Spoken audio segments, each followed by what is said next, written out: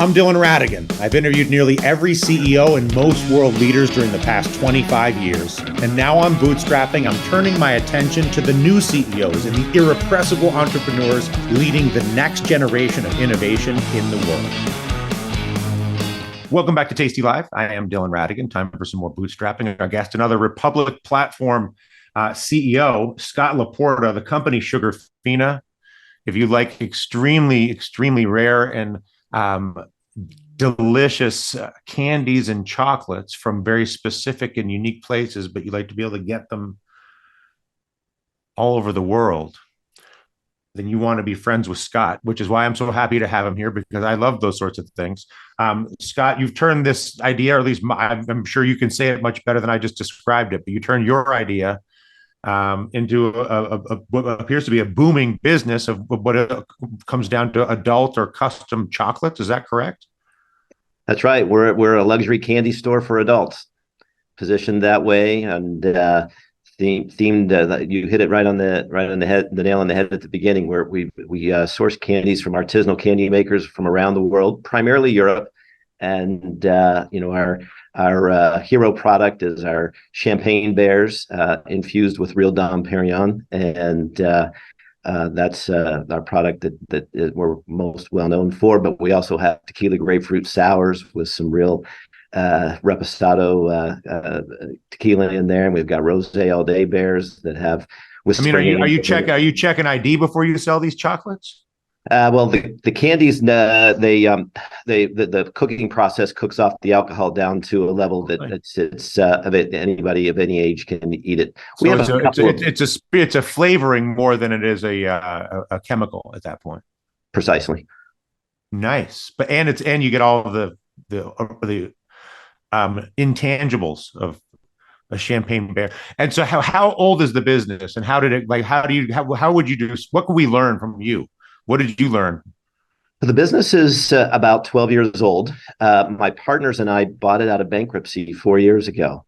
It was a beautiful brand, an amazing product, and that the founders created, but just unfortunately didn't run the business well. So their misfortune was our great fortune, and so we had the opportunity to buy the business. We won the auction in bankruptcy court in Delaware in 2019, took it over on November 1st of 2019, and it's been a fun and wild ride through these COVID years. But now we've got ourselves in position, and we've really started to scale the business. We've put in place an infrastructure over the past 2-3 years, and it's fun time. And so, what are you raising money for now on Republic? Right now, we're raising money. We don't need any money for infrastructure. Right now, it's innovation and marketing dollars. So the place that we're investing is more people, more salespeople to expand our distribution. Our wholesale business is around 50% of our business, and it can go much higher. Our large customers, our marquee customers, are people like Bloomingdale's and Neiman Marcus and Nordstrom's and Bergdorf Goodman. And that's where our customer shops. 85% of our purchases are females, affluent females, and the more basically high-end department store distribution you can come by, the happier you get. Absolutely. And then where else does she shop? She shops online, and she shops in premium specialty stores, and she shops in premium grocery stores. So that's what we're going after. And so the money is to just add more points of contact more quickly with more opportunities for all of that. Precisely. And then we bring new innovation and new collaborations. So raising a little bit of money for that. So for instance, we launch tomorrow, I'll give you a little inside scoop. We are launching a collaboration with Chopin Vodka. So we went out to our loyalty list on Sunday evening, and it's just a really fantastic reception. We launch tomorrow, and it's a 3-piece collection, a 3-piece bento box that has a real kind of old school, old Hollywood style vibe to it. And inside there, you'll get a gummy bear, a lemon drop martini that has real Chopin in it. You'll get a cosmopolitan martini, and you'll get an espresso martini truffle. Wow. And so do you have subscribers? This sounds like the kind of business where like you would pay, people could be like a Sugarfina subscriber, not to. That is on the playbook. Chocolate of the month or whatever, Yeah, we haven't had to do that to this point, but I think that we can reach probably directly and within a couple of days with all of our lists of our email list and our loyalty list and so forth. We can hit probably close to 1.5 million people directly who she is. And then when that expanded reach, we can push it up over 2 million. So we've got a lot of demand just that way. I think the future in the next 3-year strategic plan, we will have a strategic subscription offering. Yeah, I mean, the other side of the questioning goes to the limitations on your ability to provide. You have quite exotic titles. You're invoking some very prestigious and dramatic branding and legacy and expectations by virtue of that, which means that has to be a very violent quality control apparatus, I would think, that maintains. I guess the simple way to ask the question is, how do you maintain the quality and sell more candy?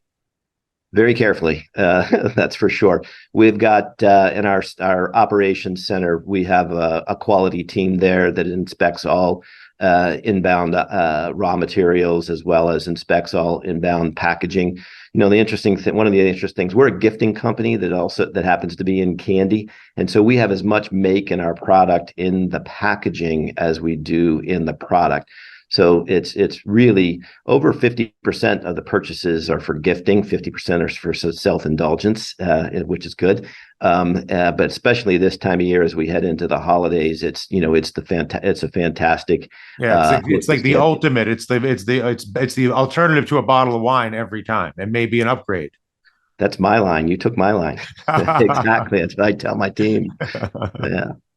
So the packaging is of equivalent value to the actual candy itself, not to diminish the candy. I guess I'm just thinking, if you're doing these very specified runs, are you originating with other third-party artisanal producers, or are you taking artisanal production recipes and internalizing it to a sugar-fina controlled production environment for the candy itself? I'd say about 80% roughly of our candy is the latter, where it's internalized. We'll send briefs.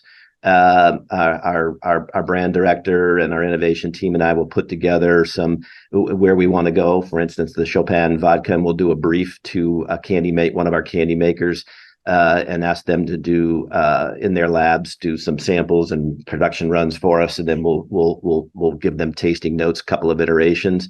And then they also like to send us some of their ideas. Sure. As well, and some of their ideas might be an item that they sell to others, and if we really like it, then we'll take it and we'll adapt it. Don't have to necessarily always invent, but we'll adapt it to our consumers' tastes. And so 80 to 85% of the candies in our line you can't get anywhere else. Mm-hmm. Because ultimately it's basically in a relationship with the artisanal world 20% of the time, and then the ability for your own internal designers to then bring in the sugar fina line as inspired by through dialogue with the artisanal community. Correct. And they make it for us, though. We don't produce anything, but and then you put the recipe back down to the artisanal infrastructure, so you're still using their setup. That's right. So we're an asset-light business model, and that will allow us to focus our energies on brand innovation and marketing. So your IP is on your list and your customer relationship, and then your IP on your look, feel, and taste. That's right. We've got over 40 trademarks and patents to protect our packaging, as well as some of our hero candies. Brand, yeah. One of the flavors I saw, it was like ancient. It was like some old. I've watched Midnight in Paris recently, so I'm susceptible to these references. But there was some sort of antique champagne flavor I saw in one of these flyers. Does that ring a bell? Antique champagne flavor. Well, we just champagne bears, and we just launched strawberry champagne bears a little over 12 months ago, and that's going incredibly well.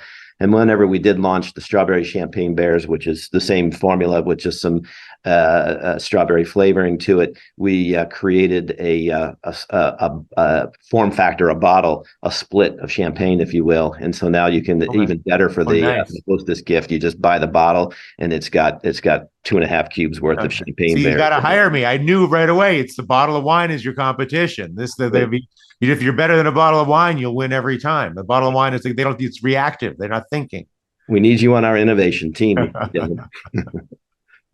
So, but how? What does the growth look like right now? Where were you? Where are you? And where can you go as a Where can we social go? market? We truly believe we can double to triple the size of our business. We built our infrastructure so that we could do so.